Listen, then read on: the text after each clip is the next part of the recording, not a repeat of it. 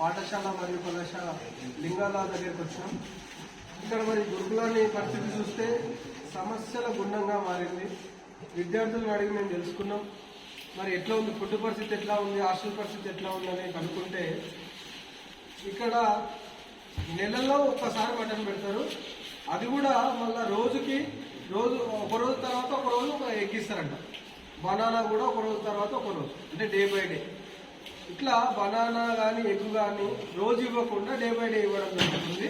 అలాగే విద్యార్థులు ముఖ్యంగా ఏం చెప్తున్నారంటే 10 నెలల నుంచి క్లాస్మోటిక్ అంటే వాళ్ళకు రావాల్సిన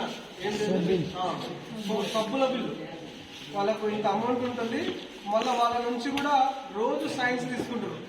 నెలకు ఒకసారి వాళ్ళు సైన్స్ పెడుతున్నారు, పంపిస్తున్నారు. కానీ వాళ్ళకు 10 నెలల నుంచి కూడా బిల్లులు రావడం లేదు. అలాగే మరి ఎందుకు అంటే వ్యవస్థను ఇంత చిన్నభిన్నం చేయాల్సిన అవసరం ఏముందని నేను గురుకుల కార్యదర్శి గారిని అలాగే సీఎం రేవంత్ రెడ్డి గారిని కూడా అడుగుతున్నాం.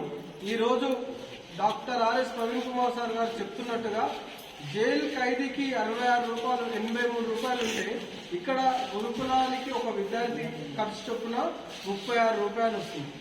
ఇంత దారుణ పరిస్థితి అంటే మరి మీరు గురుకుల వ్యవస్థను ఏ విధంగా నడుపుతున్నారని నేను ఈ రాష్ట్ర ప్రభుత్వాన్ని డిమాండ్ చేస్తున్నా. తక్షణమే ఈ గురుకుల విద్యార్థుల సమస్యలు పరిష్కరించాలి.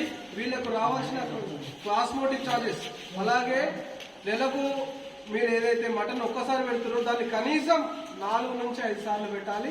అలాగే చికెన్ కూడా వీక్ లో కనీసం 2 టైమ్స్ పెట్టాలి.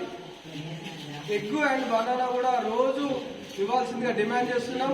మీరు ఇట్లా విద్యార్థులను సరిగా చూసుకోకపోతే మాత్రం తక్షణమే మేము స్పారో జిల్లా కమిటీ నుంచి డిమాండ్ చేస్తున్నాం. ఖచ్చితంగా నిరసన కార్యక్రమాలు ఉంటాయని ముందుగానే హెచ్చరిస్తున్నాం.